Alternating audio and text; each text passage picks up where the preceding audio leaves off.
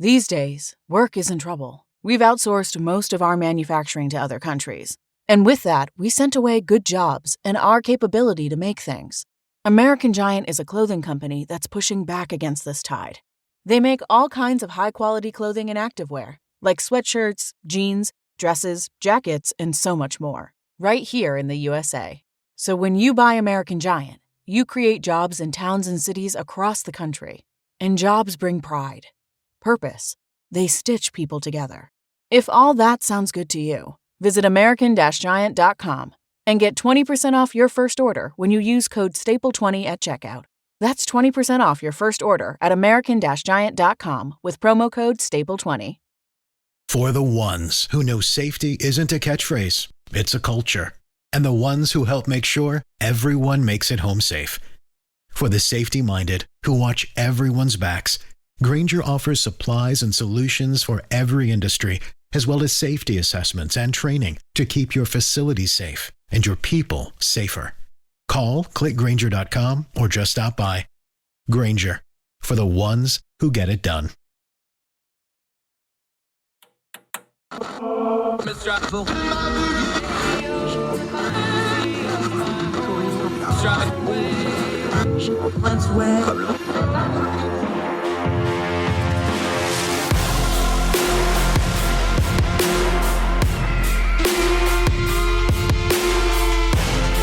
With your host, Andrew Donaldson. This is Heard Tell.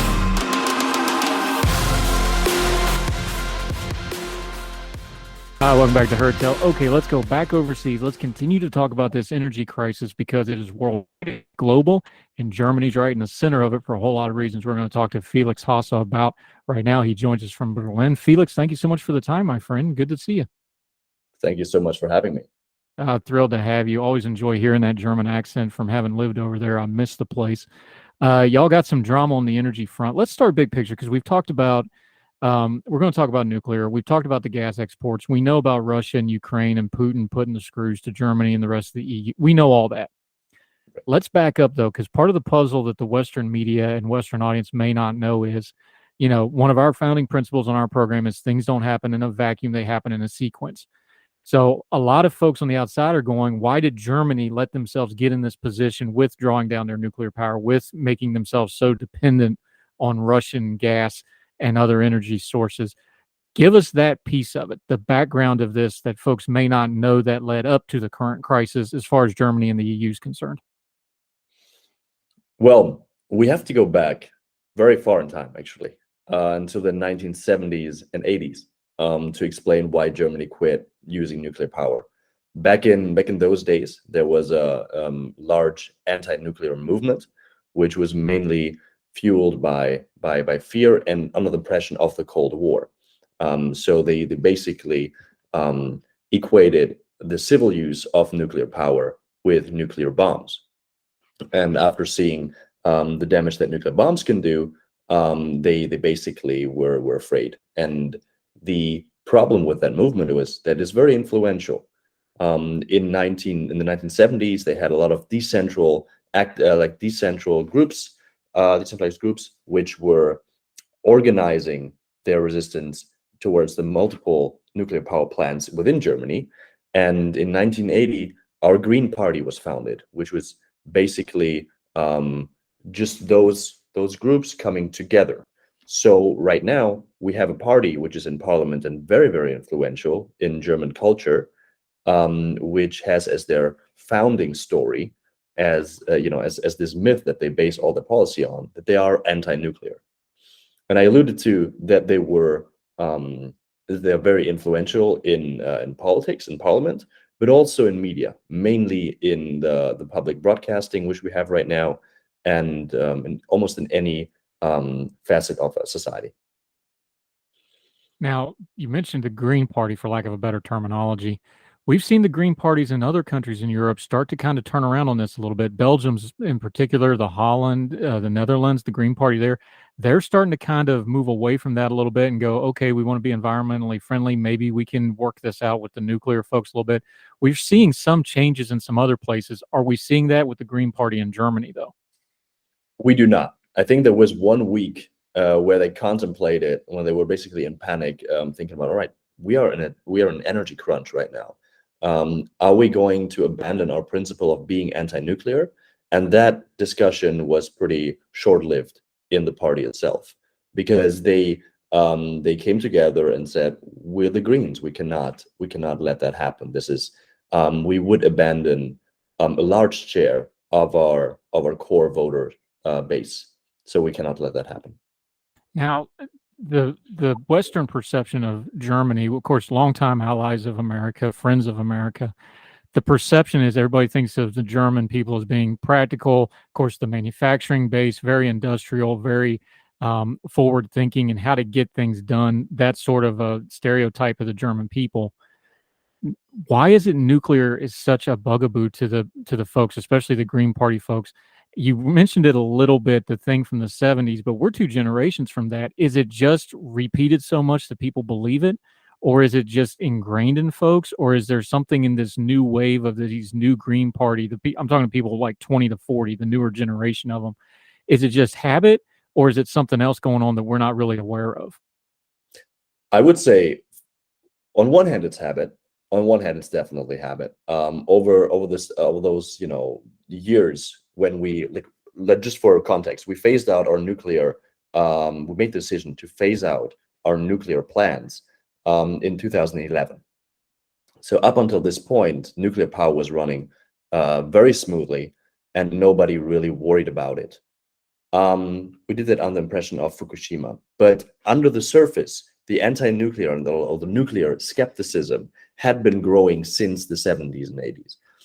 And you said that Germany is always seen as this very efficient, non-emotional approach to doing business and doing industry and producing. However, there's a slight caveat to that. I think that after the Second World War, we never really had any drastic disruptive innovation coming up. Basically, also not even going back even earlier than that. So the industriousness that Germany is known for is a thing of the past, and right now we're basically having this dreamer-like attitude that we are still a rich country, that we are basically just feeding off of the innovation that we did roughly 100 years ago. And when you're in a country which does not realize why it is rich, then you end up with policies which basically go against what made us rich. For example, cheap energy, and that nuclear comes with that.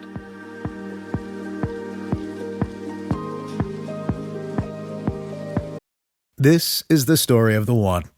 As a maintenance engineer, he hears things differently. To the untrained ear, everything on his shop floor might sound fine, but he can hear gears grinding or a belt slipping. So he steps in to fix the problem at hand before it gets out of hand. And he knows Grainger's got the right product he needs to get the job done, which is music to his ears. Call, click Grainger.com, or just stop by. Grainger, for the ones who get it done.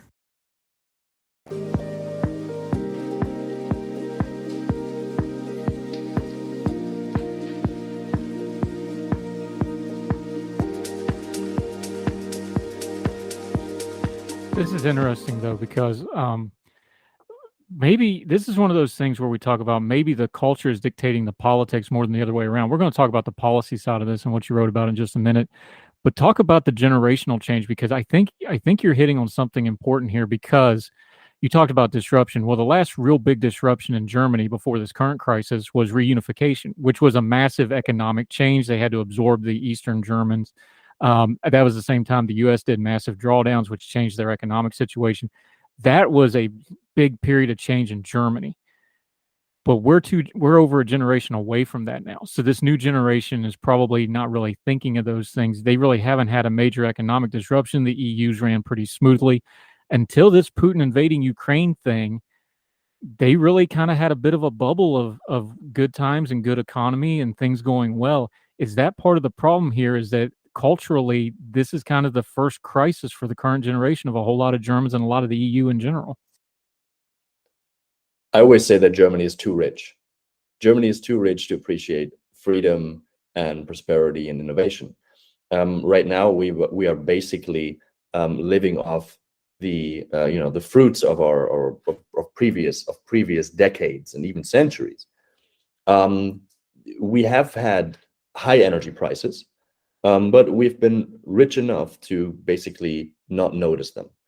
Obviously, the lower classes in our society have been struggling under the highest energy prices which are in the world right now. But the middle classes and the upper middle classes, who are overly represented in media and in culture, have not felt the pain. And now this has changed, right?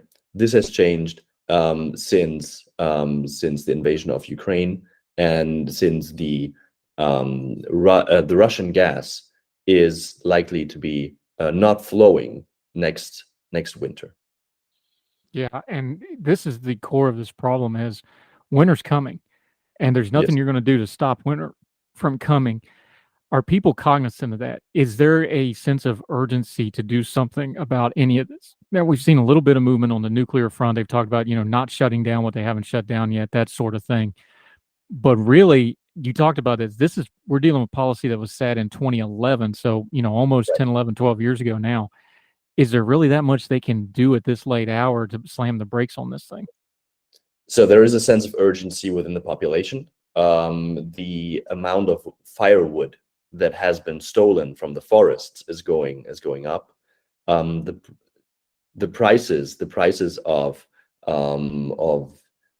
I would say, like, the prices of gas, the prices of oil is going up because people are afraid that they cannot heat their homes in the winter. So within the population, there is a strong sense of urgency. And this is usually this is not reflected in the urgency of, for example, that the Greens feel right now. Some other parties which are in the governing coalition, like the SPD and the FDP, they kind of voice a sense of urgency there, but they are in a coalition with the Greens together. So I guess they would be more vocal if they weren't in the coalition.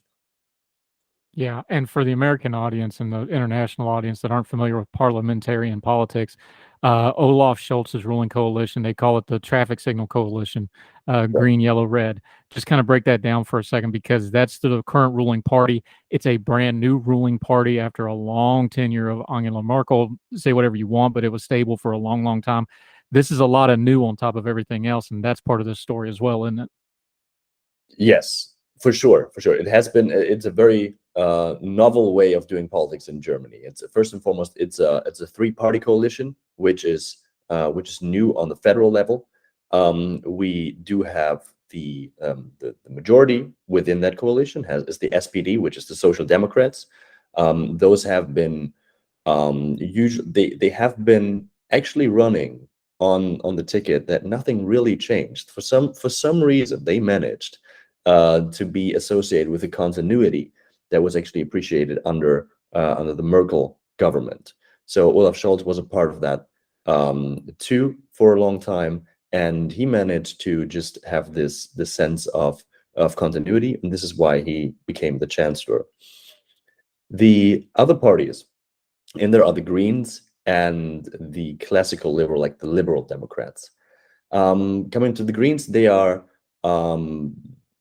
new to government. They had been in government when Gerhard Schröder, or the chancellor before Merkel was in power, and they were polling very well before the election, and there were even some rumors that they could actually that the chancellor could be from the Green Party. That didn't materialize because Scholz had a pretty good last couple of weeks before the election. But the Greens have never been this strong and influential in German politics, and those parties are, I would say, could be considered left wing. And then you have the odd party in that coalition, which are the classical liberals, the Free Democrats, and those represent more of a centrist centrist politics. They have classical liberal values. However, they find it very, very tough against those two left parties to actually make a mark on policy. This is the current situation which we're having. Yeah. We're talking to our friend Felix Hosse. We're going to continue to talk about the German politics. We're going to talk about Chancellor Olaf Scholz, the Scholz machine. We're going to get into why he's called that and the policy. Also get back to his piece he wrote. We're going to get into some of the numbers, nuclear by the numbers. Why was it a public panic that put this whole thing together? What they're going to do about it. Talking more about nuclear energy with our friend over in Germany. Herdtel continues right after this.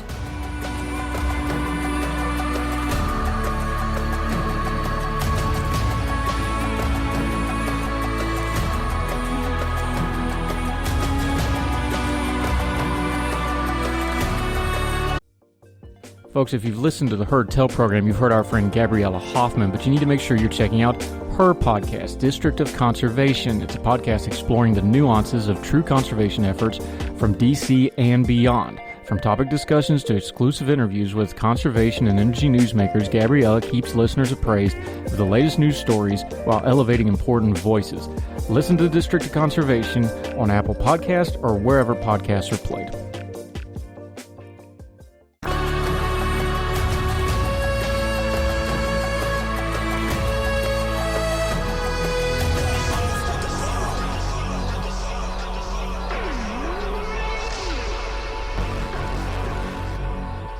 Welcome back to Herd Tell. Felix Hosse joining us from over in Berlin, talking a little energy, talking some nuclear. We're talking about policy and politics and culture all colliding when it comes to nuclear. Anytime you have those three together, you need to go to leadership. The current leadership and Chancellor of Germany is Olaf Scholz. We talked about his party, but let's talk about the man for a minute. Again, he's good, bad, or indifferent, whatever you thought of Angela Merkel. She's been there a long time. They had a lot of stability. They had a lot of economic success. She was a major player on the world stage, especially when it came to Russia and her evolution about Russia over the years. He's an unknown quality to a lot of people. We've got some book on him now. He's been in power for a couple of months. What are people thinking about Olaf Scholz when it comes to this energy crisis? In terms of style, he basically continues the style of Angela Merkel. Angela Merkel has been successful in ruling Germany, or had been successful in ruling Germany for such a long time, by having a style which basically focuses on not rocking the boat, not doing any major reforms which would be needed, and basically governing based on polls. So try to do not what is necessary, but what is right now in this moment politically the opportunity is there and which people appreciate in this particular moment.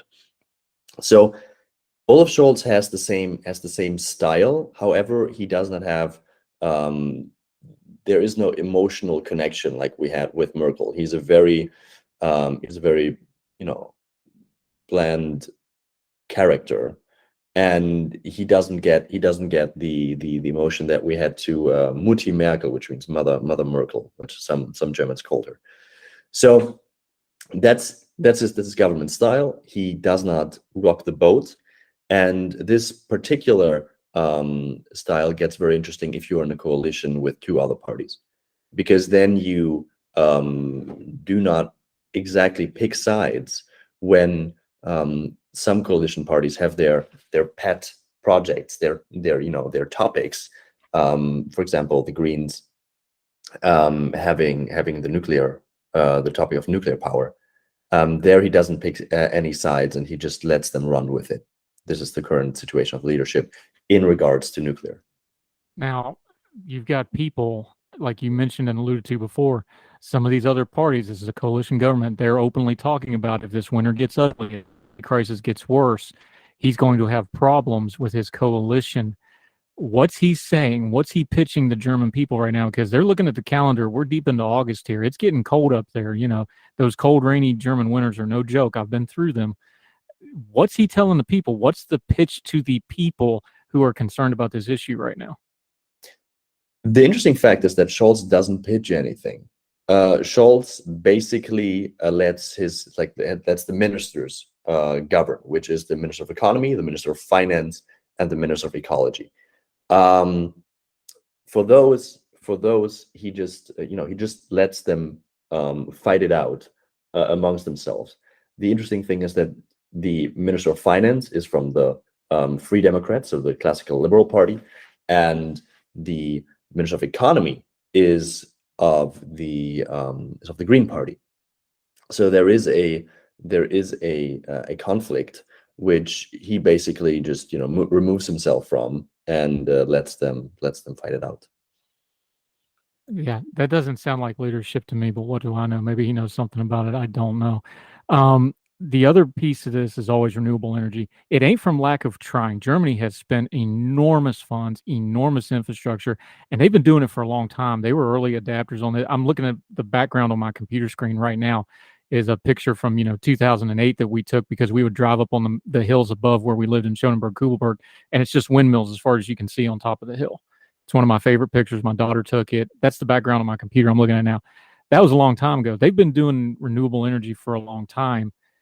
Has Germany got the investment back from that they thought they would get? About renewable energy, we have been doing large investments in solar and wind, and it's not for a lack of trying. Our basic enemy in German energy policy is basic physics. The problem with wind and solar is that there are times when the wind is not blowing and the sun's not shining. And when the wind blows and the sun shines, we have the energy from those sources. In the times when when we do not have the energy, we have to rely on other sources. So actually, we started off with the intention of becoming more green and more nuclear, but for example, our carbon emissions are much higher than the surrounding countries because, quite frankly, we do not have as much nuclear in our energy mix. So we were for a long time living the dream in energy policy, and we woke up roughly half a year ago. Yeah, abruptly. Thank you, Vladimir Putin. I seem like I ask this question every time we talk about nuclear on the program with every guest on nuclear. I'm going to phrase it this way because you wrote about it in your piece. You talked about the Green Party's opposition. You wrote that it is largely white-collar opposition characterized by a lack of understanding of the energy demands of private enterprise and how increased energy prices affect working-class people. Also, all this high-tech stuff that Germany's trying to get in on, trying to be the leading edge on in Europe, massive outlays of power to do things like that, even in things like there was news today about the semiconductor industry in Taiwan, how it's just massive power drains to do these sorts of things. Germany's going to need power if it's going to remain the economic engine of not just Germany, the entire EU relies on Germany. That's just the facts of it.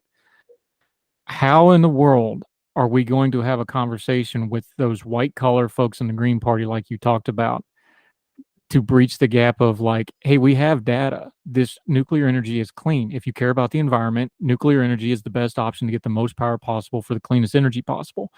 But there just seems to be this force field around it where they don't want to hear it, or we're not communicating it well enough, those of us that advocate for it. So this is the question I always ask every time we talk about energy. How do we change that? How do we get that conversation changed so that one side or the other starts meeting in the middle a little bit here? I think we have to start off by realizing that this white collar, the group of white collar people, this so-called intelligentsia, and mostly of civil servants who are very supportive of the Greens, are in a minority. So what we first and foremost need is the majority to stand up and say, we do not let you dictate our energy policy. That's the first thing that should happen. The second thing is that they should get into a position where even they realize that energy is too expensive. And this will come in next winter. I guarantee you. The price increases are already very drastic and they're expected to be astronomical. So this is what needs to happen. And quite frankly, we need a lot of change coming from society. We need to point the finger exactly at who's responsible for this, which is the green mainstream currently. And this is the only way, by raising the societal pressure, on how we can get out of this.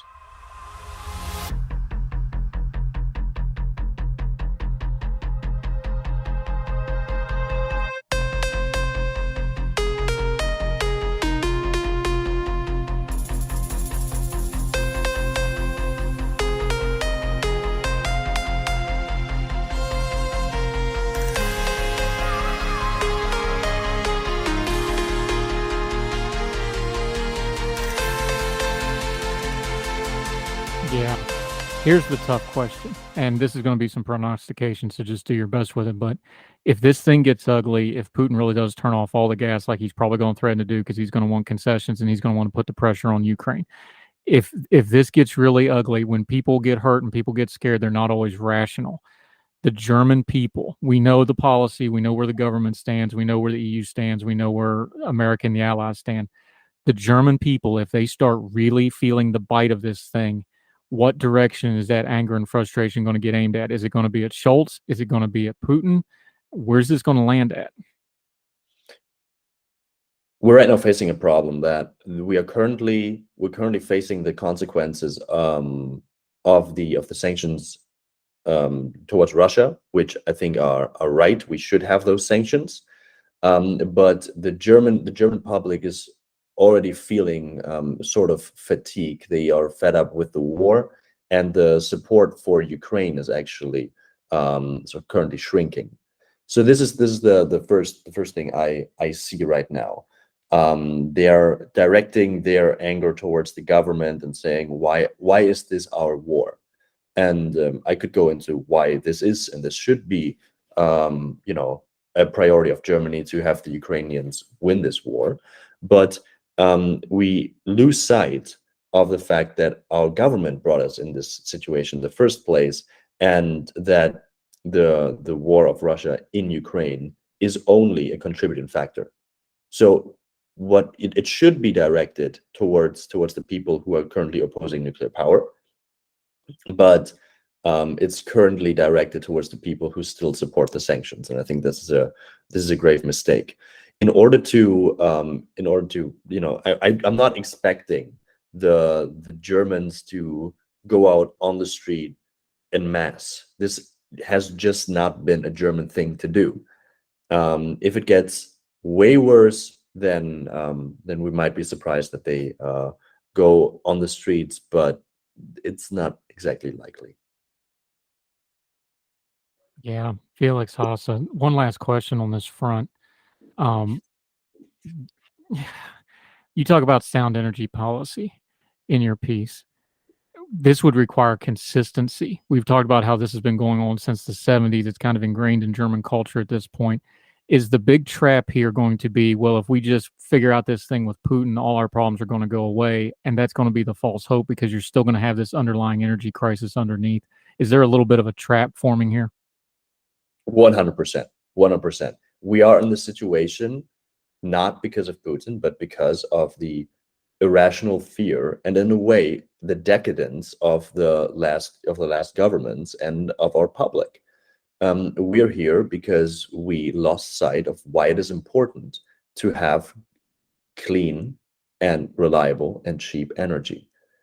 And for the politicians, it's always very, very easy to blame Putin on this. But energy prices were the highest in Europe before the war started, and before anyone could think of sanctions and decreases in the amount of gas delivered. Yeah, Felix Hosse. It's universal. It doesn't matter the country, the language, or the situation.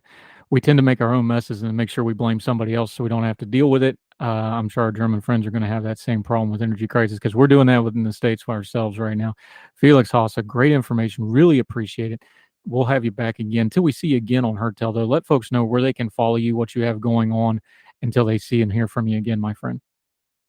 Awesome. The easiest way to find me is on Twitter, but it's the Free Felix. That's my Twitter handle.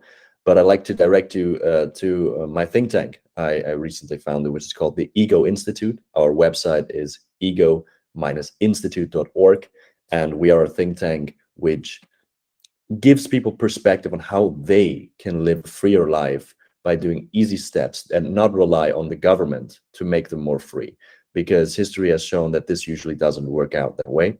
And we try to give people some guidance on how to live a more free and flourishing life there.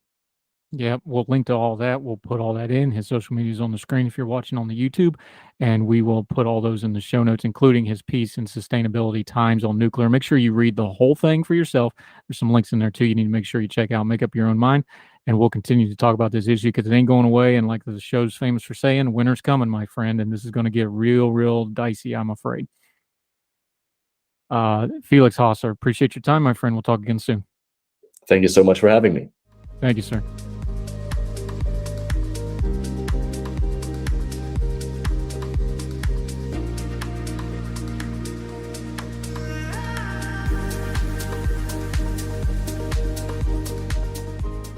Take control of your growing company's finances with Bill Spend and Expense, the free-to-use spend management software powered by the Bill Divvy Corporate Card.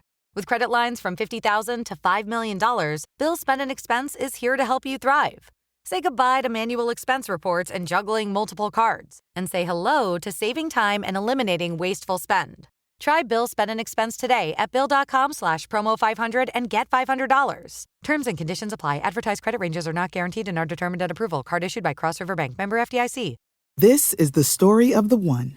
As head of maintenance at a concert hall, he knows the show must always go on. That's why he works behind the scenes, ensuring every light is working, the HVAC is humming, and his facility shines. With Grainger's supplies and solutions for every challenge he faces, plus 24/7 customer support, his venue never misses a beat. Call quickgrainger.com or just stop by.